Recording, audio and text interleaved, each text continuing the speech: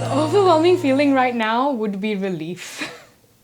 Relief that it's over, relief that it happened, and obviously like overwhelming joy that it went really, really well after a lot of hard work from everyone.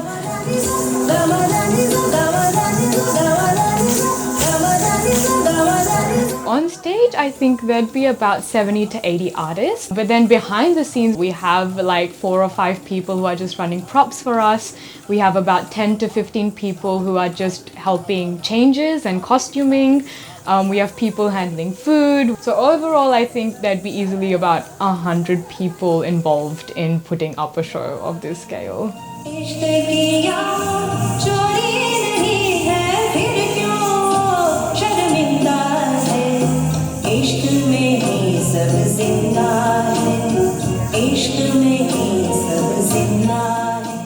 We start with an idea, then we go into a script, then we start with music, then we have the choreography, then we start teaching the girls, then we add acting to all of this mix, and then we add the backup dancers and the props and the sets. So it's a big journey. Finally happened today.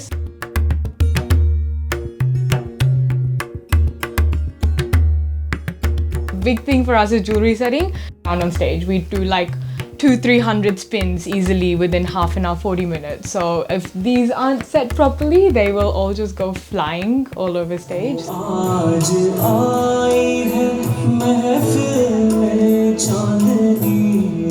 Every day, I practiced for about 3 to 4 hours, just kind of running it over and over again till it became second nature, so I could do it in my sleep.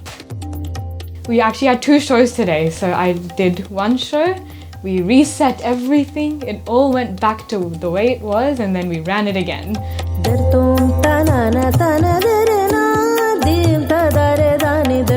I've been performing for 20 years of my life, and still I will be a bag of nerves before I walk onto stage. I walk on and then I think immediately it disappears. Everything kind of melts away. You kind of dissociate from yourself at points. And it feels like you're watching yourself perform on stage, and then suddenly you have to step back and you're like, wait, I'm still doing stuff, I'm still on stage. It's oneness with everyone, with your music, with your co-actors. It's definitely an energy exchange between yourself and the audience. Dance is my passion. Dance is my meditation. Yeah, for me it's a form of really meditating, of introspecting, of understanding every breath I take and every move I make.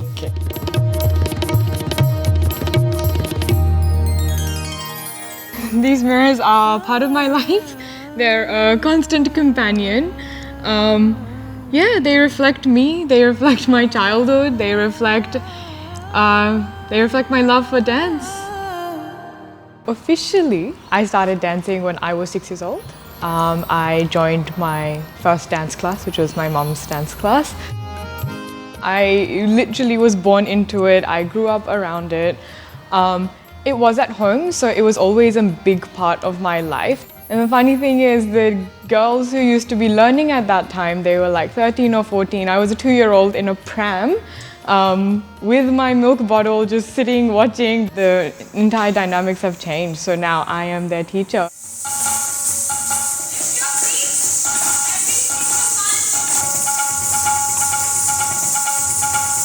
Ideally, it was always like, oh, I'll just, we'll go into dance full time and I'll run the school and I'll become a performer. But I think growing up, slowly you realize that that probably isn't as easy as it sounds.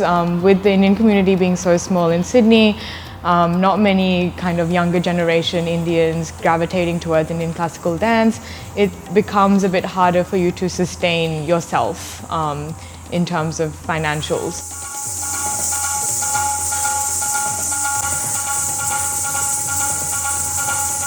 Kathak is one of the 8 Indian classical dance forms, and they all actually started off as temple dance forms. But then there was Persian influence. Then in terms of the other influences from how Bharatanatyam kind of sits lower on the ground with bent legs, Kathak became a more standing and upright dance form. And also instead of the saris, we moved into the frocks, which we call anarkalis. And another big influence which came from the whirling dervishes of Turkey is we took our spins, which is quite unique to Kathak as well. And then we also started wearing like heavier, bulkier ghungru, which are like our ankle bells, just to kind of again add to that entertainment aspect. One of our major collaborations is with flamenco as an art form.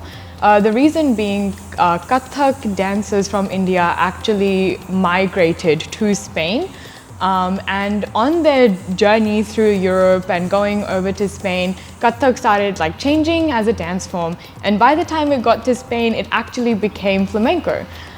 So that's quite interesting, and even now you can see there's a lot of similarities.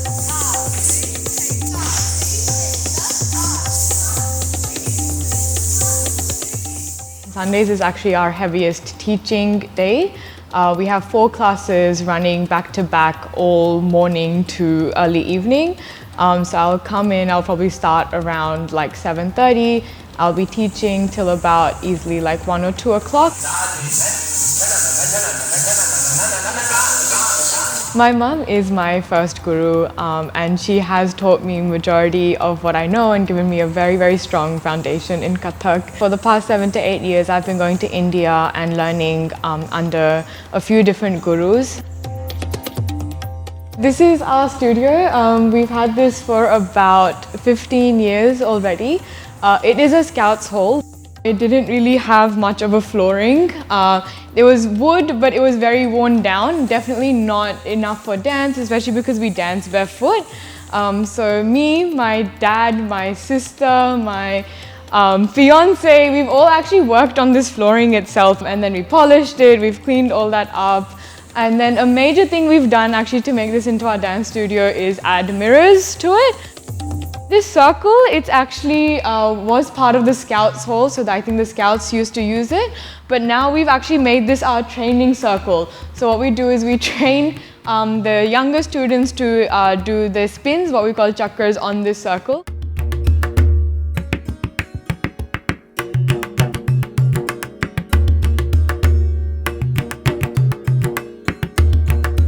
I actually used to study at University of New South Wales. I like just coming back here and just having a walk through and just experiencing it again.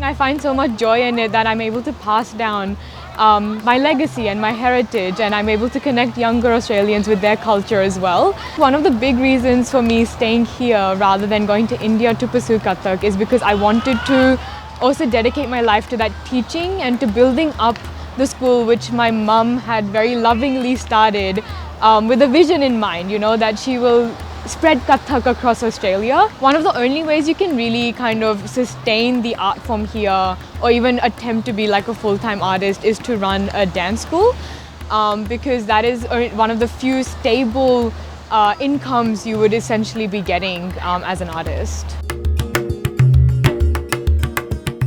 As a dancer, when you're dancing at a very high level and high intensity as well, some injuries are nearly inevitable. I've been suffering from like back and hip issues because of our one-directional movements. So after I had problems with my back and hip, I basically curated a yoga routine for myself, which I now religiously do every single day.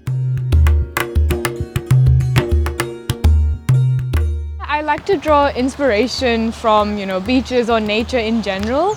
It's very interesting because a lot of in Kathak we have specific parans, or we call them parmalus, which are actually inspired by nature. So they use sounds of like birds and sounds which are connected or rooted in nature as inspiration. So obviously there's inspiration all around us.